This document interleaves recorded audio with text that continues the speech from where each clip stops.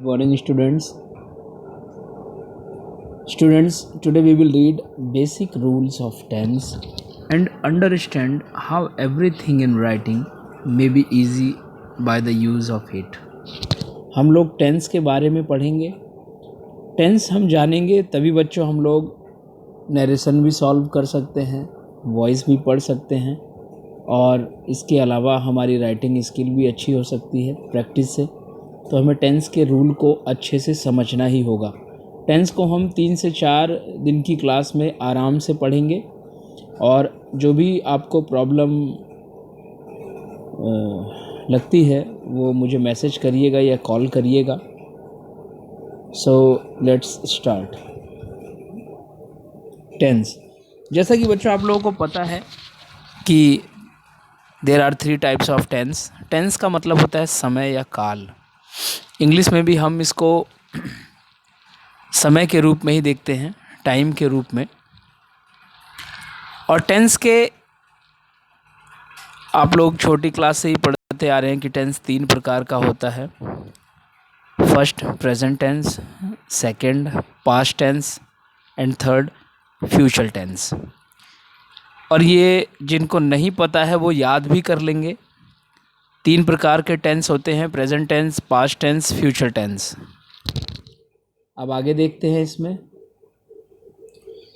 अब मैं तीनों टेंस के आपको प्रकार बता देता हूं बच्चों।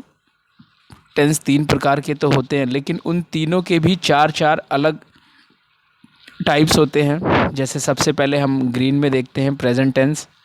प्रेजेंट टेंस भी 4 प्रकार का होता है। पहला प्रेजेंट इंडेफिनिट टेंस, दूसरा प्रेजेंट कॉन्टिन्यूअस टेंस, तीसरा present perfect tense and last present perfect continuous tense. इसी तरीके से पास्ट टेंस के भी पार्ट होते हैं। Number 1 past indefinite tense, second past continuous tense, third past perfect tense and last past perfect continuous tense. Third future tense, same इसके भी 4 part हैं। पहला फ्यूचर इंडेफिनिट टेंस, दूसरा फ्यूचर कॉन्टिन्यूअस टेंस, तीसरा future perfect tense and fourth future perfect continuous tense. इन types को आपको याद करने हैं बच्चों, सिर्फ पढ़ना नहीं है, अपनी कॉपी में भी इसे लिखना है, ग्रामर की कॉपी में। अब मान के चलिए कि आप लोगों का ग्रामर यहीं से शुरू होता है और टेंस पर बहुत सारी चीज़ें डिपेंड करती हैं। आप नरेशन भी सीख लेंगे, वॉइस भी सीख लेंगे। वॉइस हालांकि आपके सिलेबस से इस बार डिलीट कर दिया गया है ड्यू टू कोरोना आउटब्रेक, लेकिन फिर भी आप टेंस पढ़े रहेंगे तो ही फ्यूचर में आपको वॉइस समझ में आएगा। क्योंकि इन टेंस की हेल्पिंग वर्ब के ही आधार पर वॉइस होते हैं, नरेशन भी होते हैं। अब आगे देखते हैं हम लोग।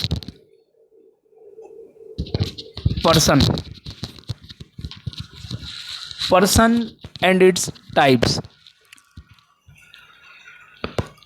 टेंस में आपको जब भी ट्रांसलेशन करना होगा हिंदी टू इंग्लिश, तो हमें पर्सन की नॉलेज होनी चाहिए, क्योंकि पर्सन के अकॉर्डिंग ही हमारी जो वर्ब होती है वो चेंज होती रहती है। पर्सन के अकॉर्डिंग ही हमारी वर्ब चेंज होती रहती है। इसीलिए पर्सन आपको पता होने चाहिए कि कौन सा प्रोनाउन कौन सा पर्सन है। ये जो लिखा हुआ है I, we, you, he, she, it, ये दा लिखा है, इसको दे कर लेंगे, ये दे है। और नेम, थर्ड पर्सन में जो चौथे नंबर पे THE दा लिखा हुआ है वो दे है, उसको दे कर लेंगे। बेसिकली ये प्रोनाउन है। प्रोनाउन क्या होता है? Pronoun is a word which is used in place of noun. हम संज्ञा के बदले उनके स्थान पर जिन शब्दों का प्रयोग करते हैं वो प्रोनाउन कहलाता है। प्रोनाउन का मतलब सर्वनाम, और इसको ही हमने पर्सन में डिवाइड कर रखा है। तो हम देखेंगे फर्स्ट पर्सन। फर्स्ट पर्सन में सबसे पहले आई का मतलब मैं है, और वी का मतलब हम। सेकंड पर्सन में यू, यू का मतलब तुम होता है। थर्ड पर्सन में ही, वह मतलब पुरुषों के लिए यूज होता है।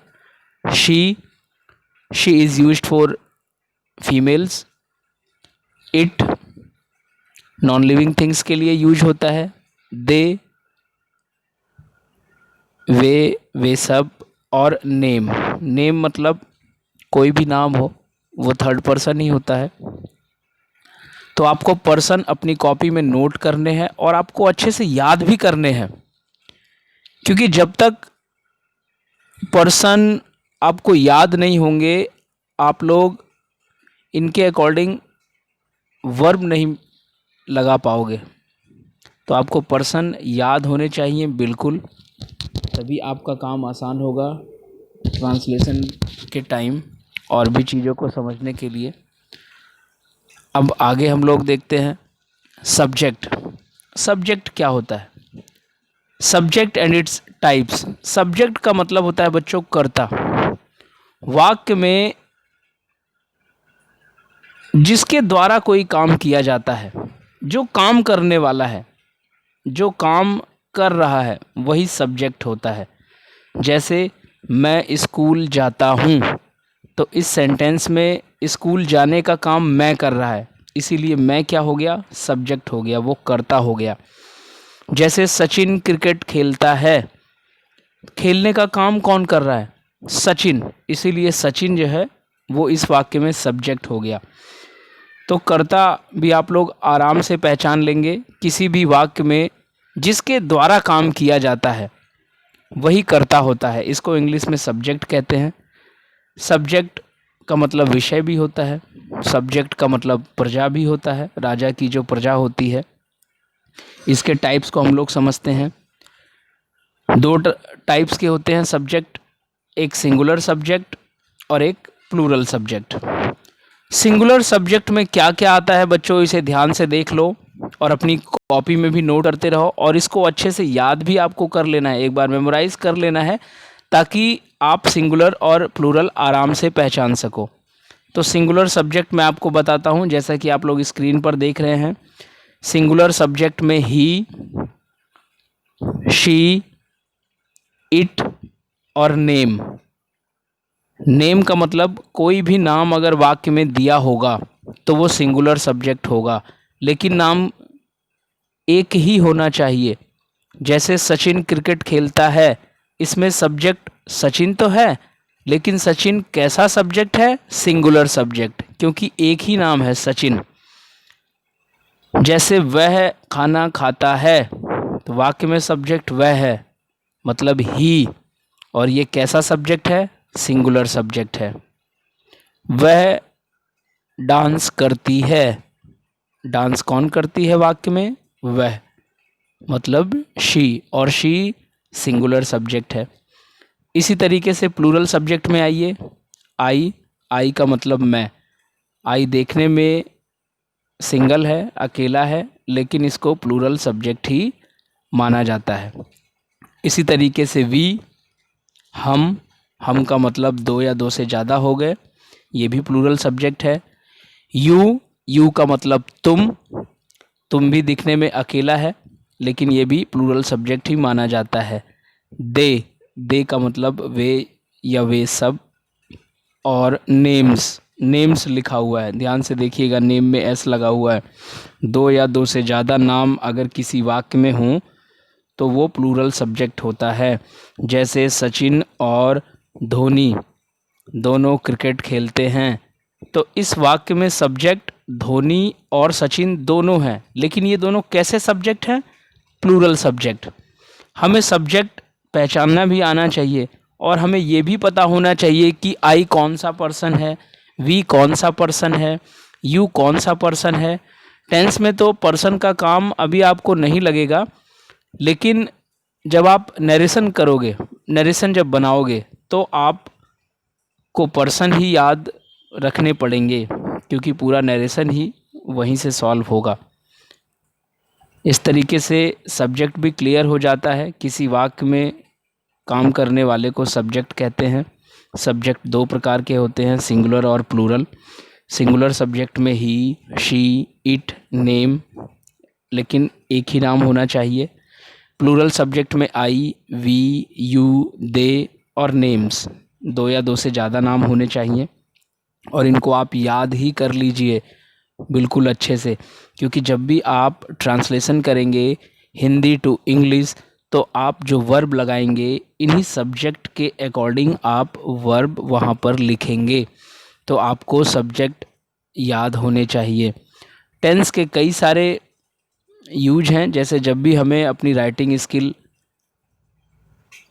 का टेस्ट देना हो, जैसे स्टोरी राइटिंग है, पैराग्राफ है, आर्टिकल है, या अपने टेक्स्ट बुक से क्वेश्चन आंसर लिखने हों, तो अगर आपको टेंस की नॉलेज है, आप सब्जेक्ट अच्छे से आप पहचानते हैं, सिंगुलर कौन सा है, प्लूरल कौन सा है, तो आप बिना मिस्टेक्स के पूरी story writing, answer, article, paragraph सब कुछ लिख सकते हैं।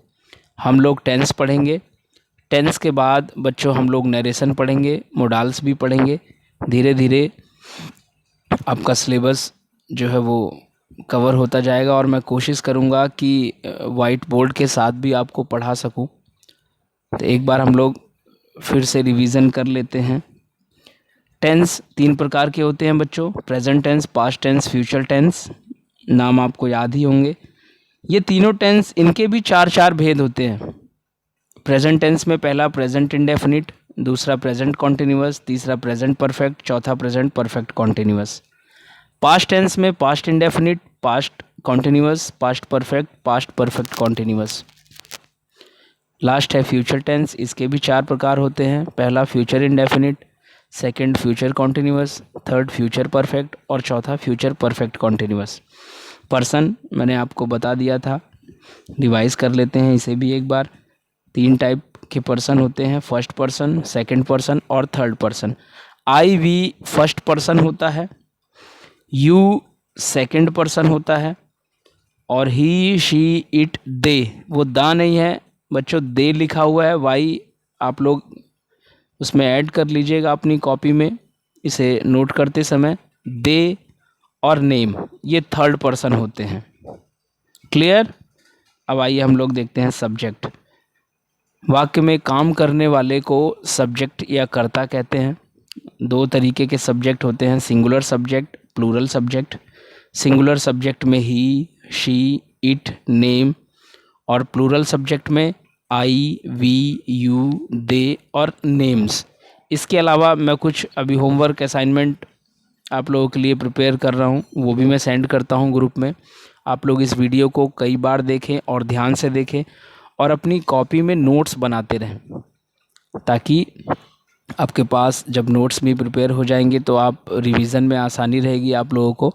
और जो भी प्रॉब्लम हो वो आप मुझे बताइएगा। और कल से हम लोग प्रेजेंट टेंस से स्टार्ट करेंगे और पूरा प्रेजेंट कवर कर लेंगे हम लोग। तो 3 से 4 दिन में टेंस हम लोग अच्छे से पढ़ लेंगे विद एग्जाम्पल्स। Thank you.